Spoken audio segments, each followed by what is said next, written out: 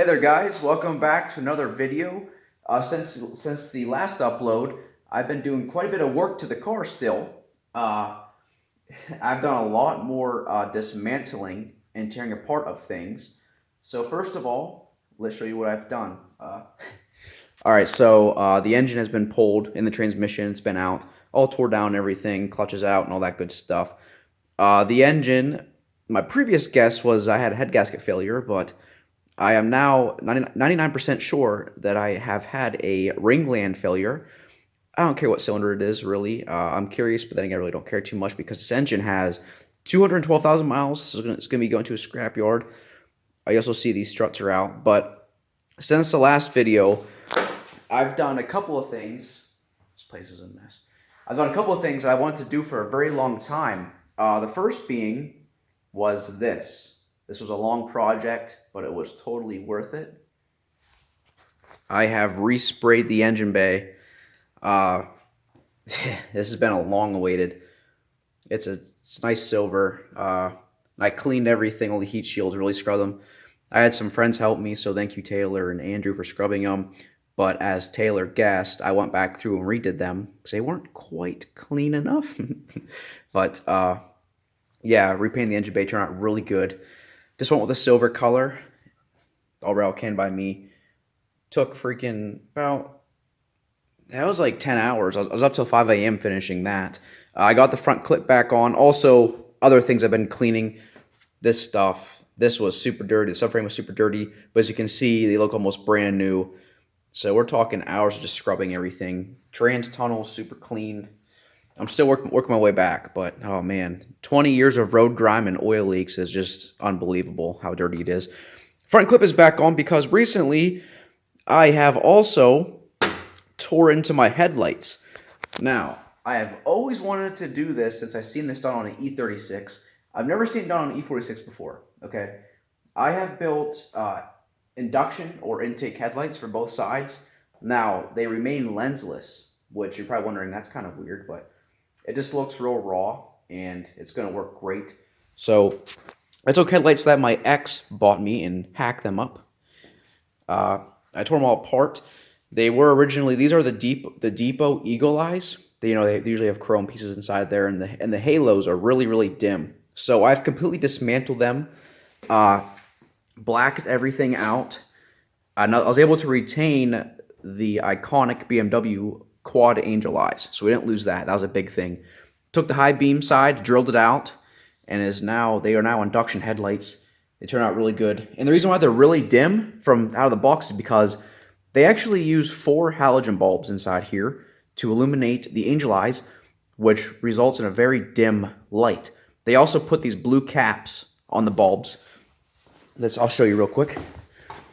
These right here were in it, to give it that white color, whatever, these little blue caps, stupid. So I took those all out and I put in LED bulbs. So now they're nice and white. They look like that.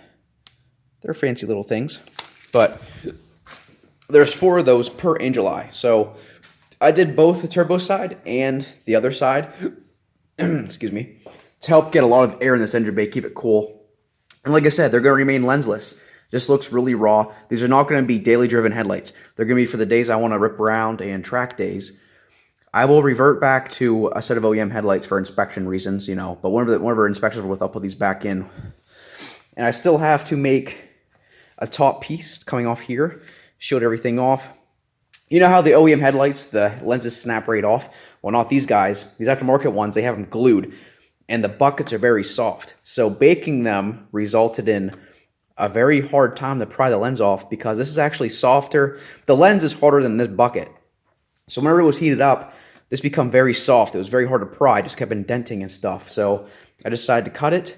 I flushed them with a sanding bit on my Dremel. Now I'm going to build some plates to go over top here. And I'm going to reuse the gaskets and probably adhere them to this outer duct here. But I was kind of worried about the fitment without lenses. But they look like they should be. I'm going to close this hood. They look, I don't know. They look just real menacing and just, I wish you can see them, but the lighting in here isn't My phone doesn't pick up the picture very well for some reason. But as you can see, they're, come on, dingo.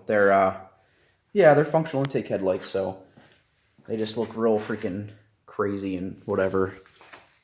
Also, this hood, I'll be getting rid of it. I'm going to go back to an OEM one or a GTR style hood. So we're going to do that. And let's open this back up.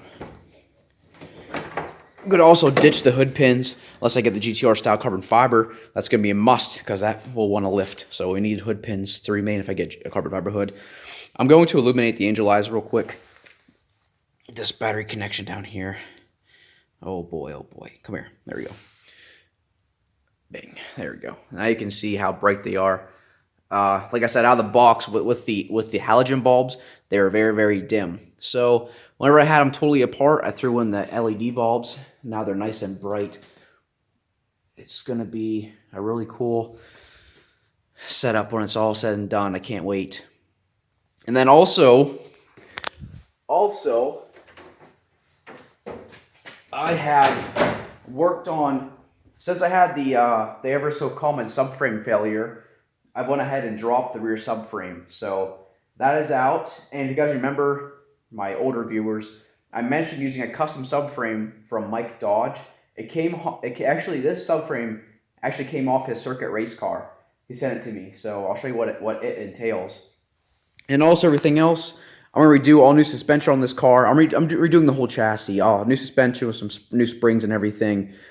I've been cleaning in there even because it was so all cruddy and stuff.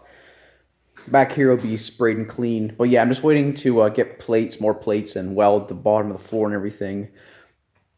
Okay, so as far as the subframe goes, here is the subframe out of Mike Dodge's circuit car. This is his old setup. Now, before we go to this, we'll go to the stock subframe, and I'll explain what causes the failures. If you don't know, the left rear passenger mount, this one right here, likes to rip right out of the freaking floor. And right there's mine. Came out of the floor. So now I got to box it in there and weld around it, weld new plates on. And the reason why that happens is because the stock subframe, the rear differential, it's only mounted on one side. So whenever you're in the car and accelerate hard, the subframe is getting uneven torque. So whenever you're accelerating, the rear left is getting pulled downward and the right front is pushing upward. That's why you see these 2 points fail. This one comes out of the freaking floor. What the come on. What is this thing doing? This one comes out of the floor and this one pushes up and cracks the floor. And that's why, because the subframe is torquing like this. These 2 points are getting torqued. These two not so much. So that's what happens.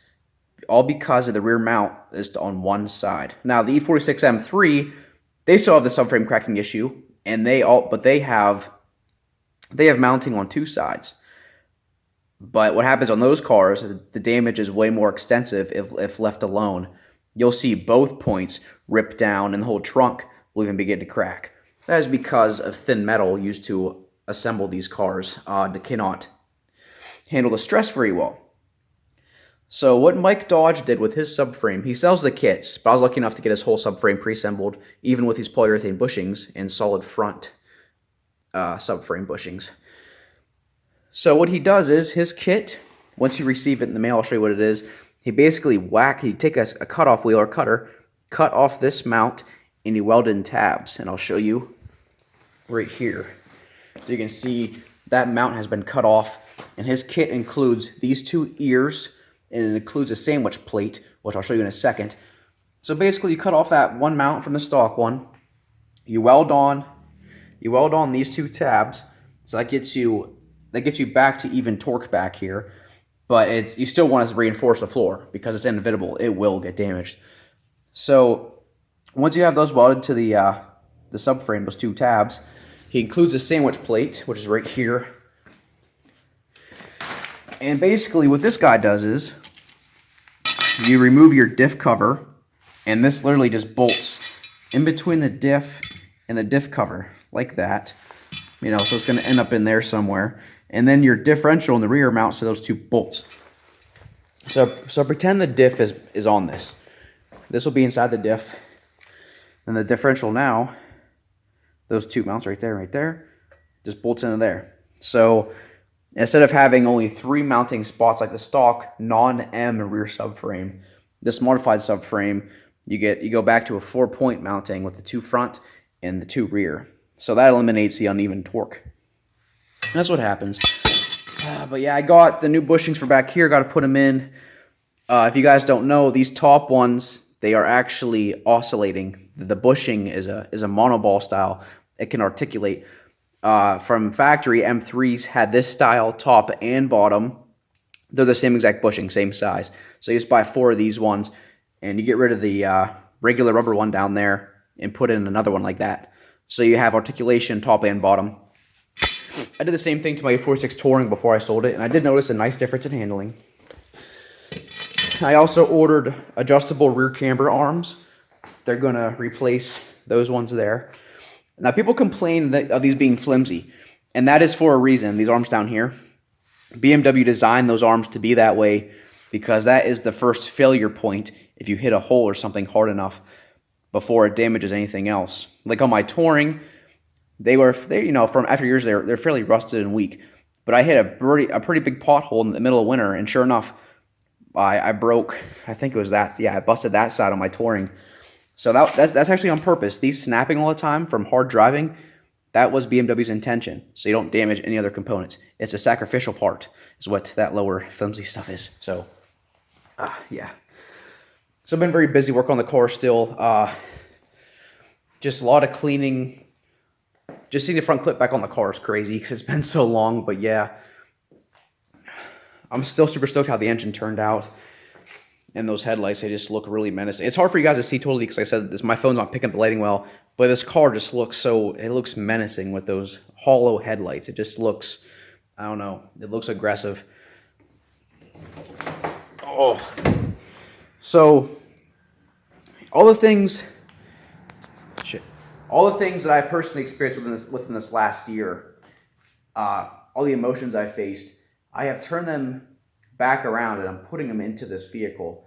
So all that hatred and malice I've had in myself, it's starting to show itself a little bit here and there, but the motivation I have, well, I mean, the motivation I'm getting back is being just force-fed into this vehicle, and the results are starting to show. We're still a long ways away, but the things I'm seeing so far that I'm doing, this car is going to be everything that I wanted out of this car. It's going to be perfect. Last night I was here late at night, and I was a little tired, kind of loopy, and the headlights were in. I was just staring at the car. I'm like, this is crazy. Like, I'm reflecting my emotion out of this vehicle, and it's quite menacing at times for myself. So another thing I did was the fog lights in the M3 rep bumper. I deleted them, and I made these fillers here for the ducts. I found these pieces of metal. Right here's one. I found these by a dumpster at work, and I just cut them up and made those delete panels for that. This looks really good. It's real simple. I don't know. Looks sweet. But yeah, made it out of that. Cut it out. Took a little bit of trial and error because it's a pain in the ass getting that exact shape. I got close. Utilizing the stock fog light mounts. Yeah, so it turned out pretty good.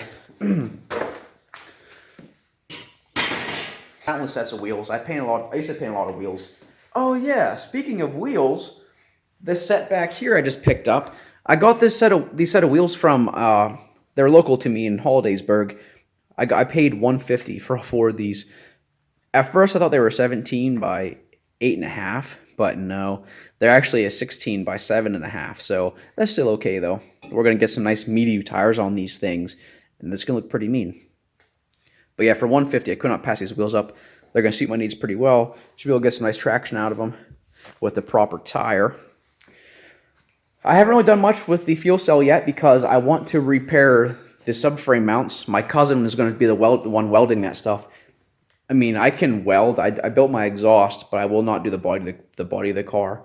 That's very important for structural integrity. I don't want to risk ruining it. So once those mounts are welded in, then I will begin running all the hoses. And I already have everything figured out what I'm going to do.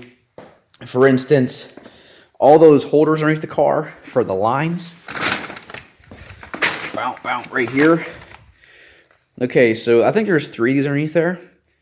2 hold brake lines and 2 of them hold the original fuel lines.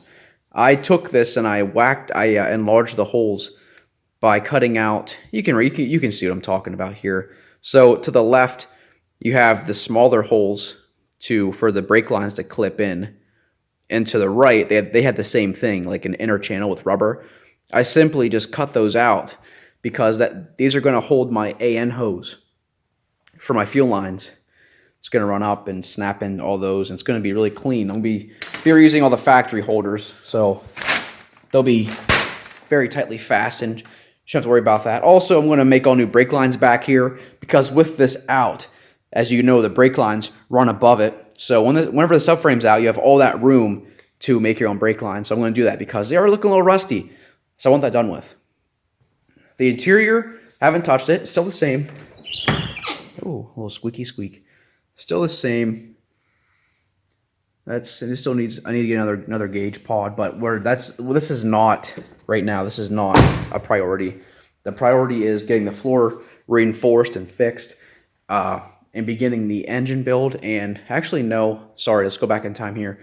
Top priorities are subframe reinforcement fix, getting it back mounted, doing the bushings and stuff, front suspension, springs, everything, struts. Getting the car to be able to rest back on the ground.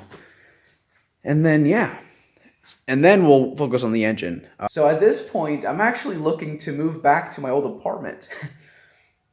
I busted my ass to get the one I have now, because I had a garage and everything I wanted.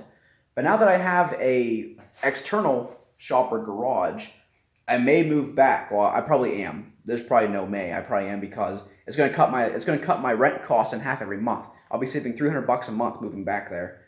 That's huge because I'm really trying to get this car built.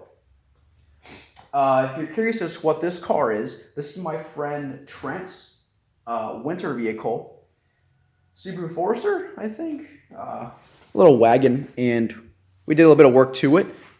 We took the wheels off his other Subaru, tossed them on, drilled and soldered rotors, some nice fancy lug nuts, new brake pads. But yeah, I think it was a Forester. One thing I am disappointed about, though, is this car was covered in stickers. I wasn't too fond of that. However, there is one sticker I really freaking liked, and it's gone. You cannot read it. I can kind of read it. What it used to say was, "Jesus is my co-pilot, and we're cruising for pussy." I found that personally super hilarious. Like, I was dying laughing. I was like, please don't take that one off. Please don't take it off. Sure enough, he scraped it off. I'm like, dude, why? That's the best sticker ever. Well, that's it for today's video. I hope you guys enjoyed it. Not really of much of me doing anything. Mainly just talking about the car. But yeah, the whole purpose is to capture that just crazy side and aggressive side of me. I'm trying to put it into this vehicle. I want it to be a very angry machine when it's out. Very angry. I want to feel that emotion through the steering wheel of this thing. I think it'll happen.